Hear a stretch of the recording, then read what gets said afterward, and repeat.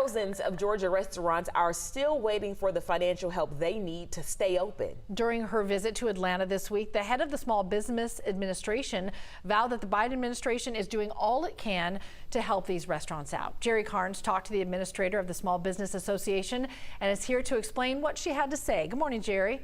Good morning. It's been 1 month since the U.S. House of Representatives agreed to replenish the Restaurant Revitalization Fund, voting to supply $42 billion for a COVID relief fund that ran dry last year. But senators have to agree, and they have taken no action. Half of the independent restaurants in the nation say without that money, they may not survive. Everyone needs a jolt. It wasn't caffeine, but a much-needed financial boost that has kept Kennesaw's Independent Grounds Cafe percolating. Owner Lorna Hyde is one of the lucky ones who got a slice of the Restaurant Revitalization Fund before it ran dry. We're still working on getting the foot traffic that we need.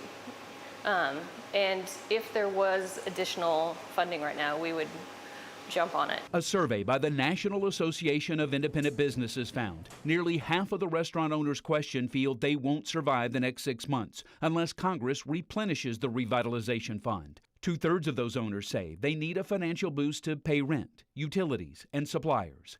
Inflation is a major issue, as well as staffing shortages brought on by the pandemic. While Congress wrestles over funding issues, the head of the Small Business Administration says part of her focus is getting people back to work. Childcare remains an issue. We want to contribute to providing more supply. Affordable childcare, trusted childcare can help attract more people back to the labor force. Lorna Hyde is looking for more financial assistance on her own. Big banks won't lend to you unless you are getting $350,000 loans, and I don't need $350,000.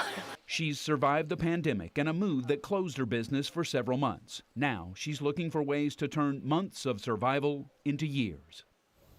Before running out of money last year, the Restaurant Revitalization Fund helped about 100,000 businesses across the country, or about 1/3 of the restaurants that applied for the help.